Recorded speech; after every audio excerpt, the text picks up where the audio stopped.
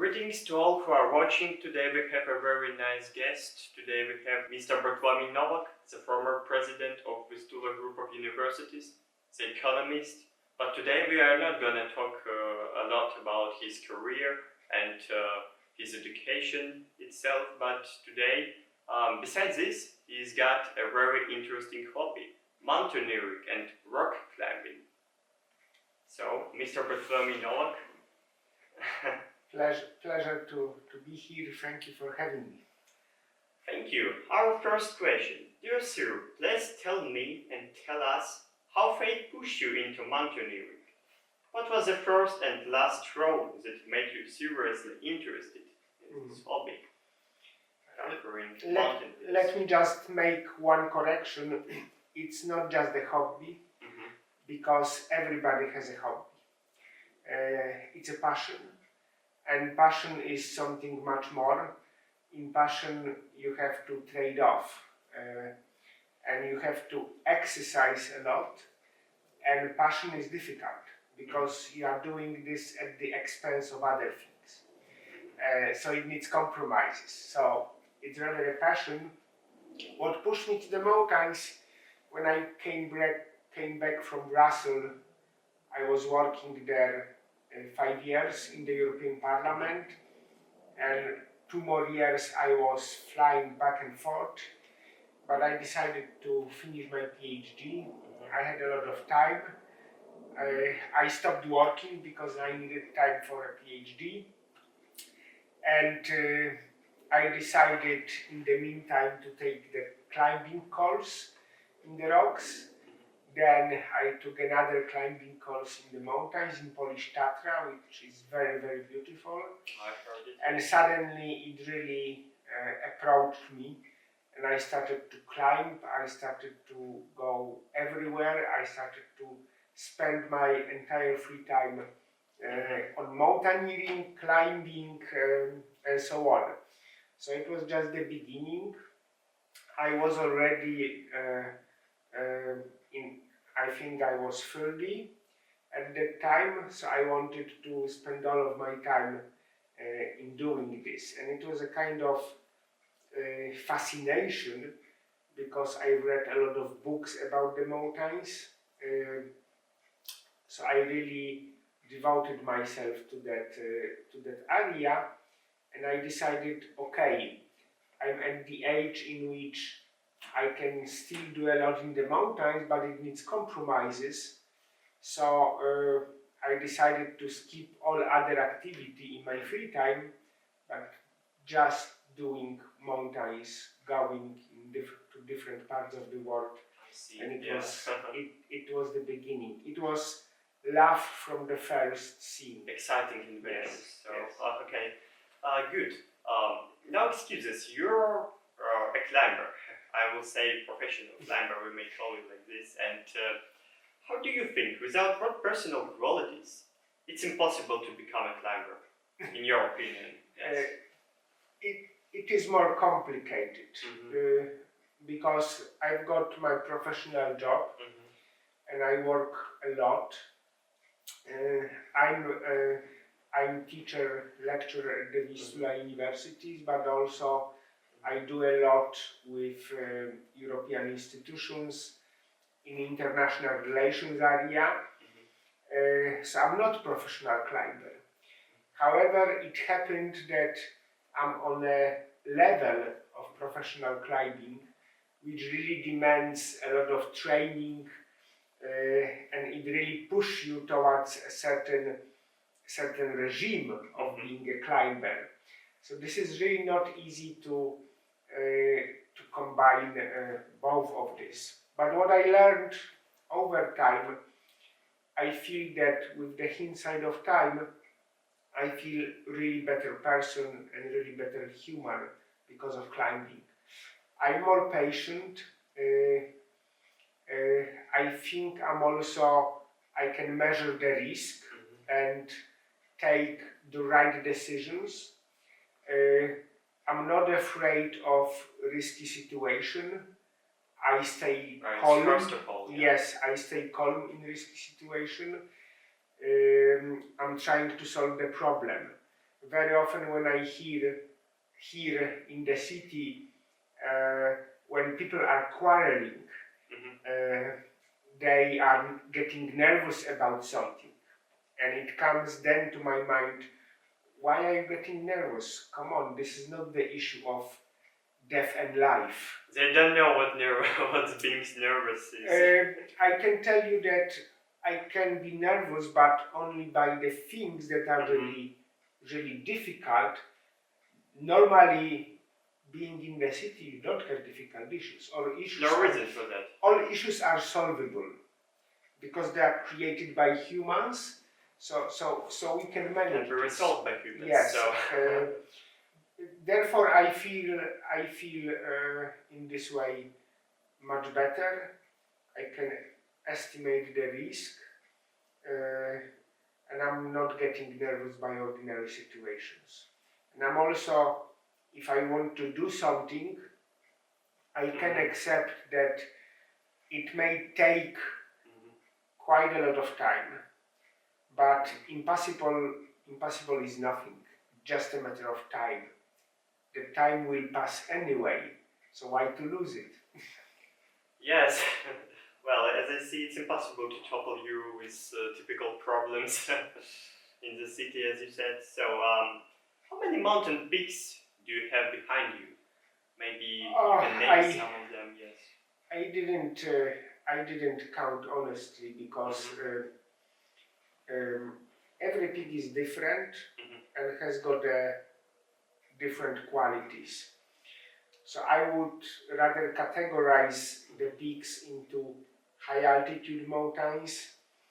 There are some peaks on smaller altitudes like 6,000 or 7,000 meters, but which were very demanding. There is a special category of mountains, 8,000 meters and more. Yes. Yeah. And I would also add that I was doing these peaks without oxygen and without porter's help, which is not so common in the mountains, let's say.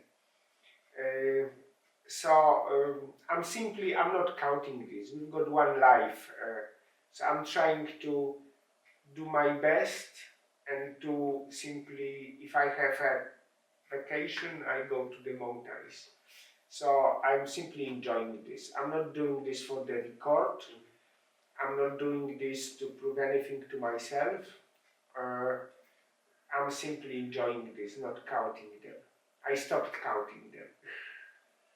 Yes, without oxygen, according to documentaries I watched, it's really hard, I must say, because oxygen should be included in every such adventure.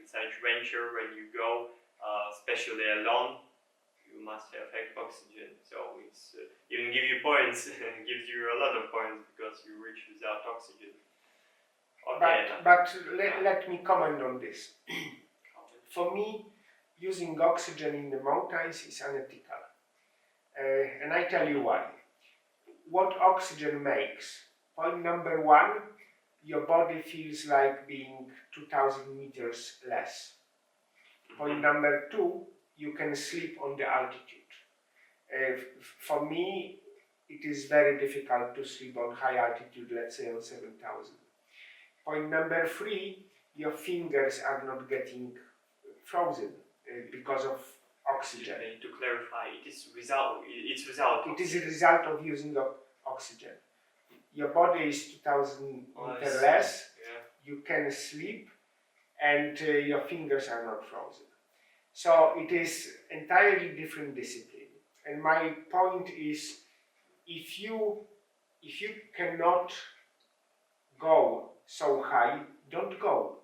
Train yourself, and then ultimately you can go so high. What's the difference with doping in sport? Doping has got the same sense. It dramatically improves your performance. This is what oxygen does in the mountains. If you can't go without oxygen to the mountains, don't go. Train yourself, prepare yourself, achieve that level. You must be physically prepared. Yes. You know, I spent a lot of time to achieve that level. It was not easy. So why to use doping? Okay, what is it like to stand on top or on top? What are the feelings? What can it be compared to? Honestly, many people assume that being on the top and seeing the world from above, it is something exciting. Honestly, it's not. Because usually there is very windy situation. So even you cannot take out the flag because simply Yes. the wind is blowing. And it is also very, very cold and it is freezing. So you cannot even put off the glove. Another issue is that you have to come back. And most people die in the mountains during coming back from the summit, not going up. Why? Because you are already exhausted after achieving the summit, and there is a long way to come back. So I'm only happy when I'm down. It is great to be on the top, but my satisfaction goes up when I'm down in the base camp and I already took some rest. Usually when I even coming back from the summit, I'm so exhausted that I have no energy in myself to have a joy. Okay, I'm getting nervous already. No, there is no point to being nervous about this. Simple logic dictates that mountaineering is an expensive hobby. Yes, and It is. does someone help you in financing the ascent, or it's just like a hobby and without any financial problems for you and by your cash? I already had some sponsors to the mountains, like for example the company which is producing the drones, because you can do interesting things in the mountains with drones. You can make the wonderful photos and videos, but also drones can help in rescue situation. They can, for example, deliver medicine or show the way back for the mountain. Can they fly so high? No, not so high. Well, it's up to the altitude. Of course, they won't go to 8,000 meters, but it's very useful. You said it can be useful, of course, if you can manage this. So I had some sponsors on some expeditions, not for all expeditions. Some of the expeditions I had to simply take a loan, which I then was paying back. So really it's not easy financially. We have to somehow find, but honestly, every passion is expensive. If it is on the level of passion, and especially those kind of passion, it is always expensive. It's not easy. My life is better in a sense that I really do not get angry. I'm really not upset by a simple thing. I've got the distance, so personally I'm really better off, and I also know that every success is achievable if you spend time on this. If you improve step by step yourself, you can really achieve something that on surface seems to be not achievable. So I think it's a very good quality for me. On the other side, it can be difficult for your family. And I know that, like recently, I had a situation that I managed to catch the Wi-Fi and the internet in the mountains, and I wrote to my family that I'm going for the summit push. But after this, there was no internet, there was no telephone reach, and it took me 2 weeks after my ascent of the summit when I came back and had a contact with my family. So it was very, very disturbing for them, I must say. And also it is it is not a good situation if you disappear for a month, because this kind of expeditions to high altitude mountains, Excuse me, what do you mean by disappear? I mean, you are not present, with your family for such a long time. Okay. You use your holidays for mountaineering purposes, so it's not easy. It crushes you mentally, yes. No. I mean, you've got only certain amount of time for your vacation. Okay, and if I use my vacation and it takes me up to the expedition, it's sometimes not easy. You have to compensate then to your family how because you are not present. Okay, got it. And your most serious ascent. Tell us something about it and what has this milestone does for you and means for you. Well, it was last year. I made this so-called broad peak. This is 8,051 meters, and I made it without oxygen and without help of porters. So it was quite a success. After this, I was invited to number of festivals in Poland to speak about the broad peak, and it really went public, we may say. So I think it was a kind of success, although I never dreamt of going to Broad Peak. I was invited by a very famous Polish Himalayist who is actually 72 years old. Who is lives there, yes? No, but he wanted to finish his career on Broad Peak. Broad Peak was his first 8,000 meters peaks, and we are friends with Richard. And Richard invited me to this expedition. It was not my aim to go for 8,000 meters peak. So he invited me. He conducted this expedition. He was the boss. Okay. He invited me, and I accepted because I'm friend with Richard. I wanted to contribute to his finishing of career in Pakistan on Broad Peak. And it happened that I went to the top. Richard, unfortunately, he didn't ascend.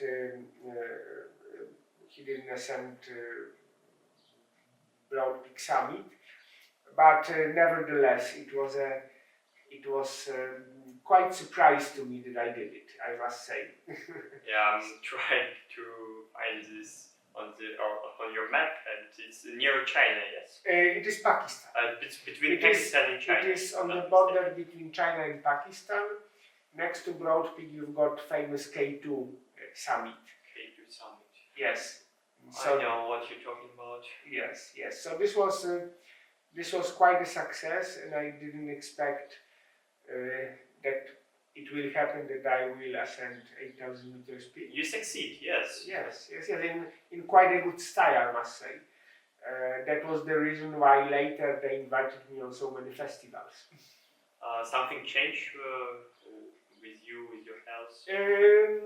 No, actually I had to recover like for a month after the expedition because my fingers were frozen, all of them. But it was, I was really safe in a sense. I had more difficult situation in my career than it was on Broad Peak. Even more difficult. Yes, once I was on the edge of death and life. It was on 7,000 meter peak in Tajikistan. But somehow I managed to get out of this. I fall down with an avalanche. Fall down? Yes, from 6,000 meters. And I thought it would be the end of my life. Terrifying situation. But the avalanche pushed me into the crack, into the ice fall. I was alone on that mountain.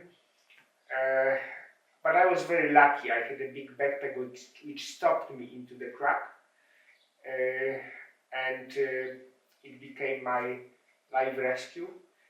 I had to leave the backpack because otherwise I wouldn't go up. Mhm. But I somehow managed to get out of this crack.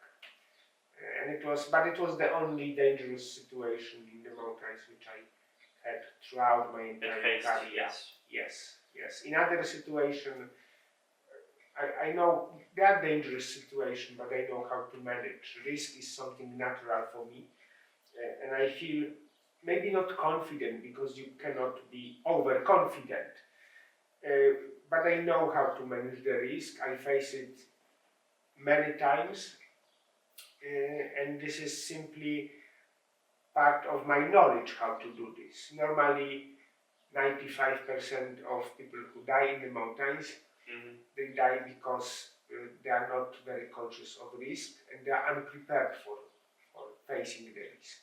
Too self-confident. Yes. I'm never too self-confident. I'm trying. You're a nice person, I must say. Good, more than good. Thank you for a nice interview. Thank you for visiting me. Thank you for visiting us. The last story was just amazing. Yes, I must say, and this whole interview is amazing. I don't know, MS youth for such hobby. It's a bit dangerous, I think, for me, and there are a lot of this here for me in the city. I'm not created for pigs, for example. But okay, thank you. It was a pleasure. Thank you. Thank you. Yes. Thank you. Thank you.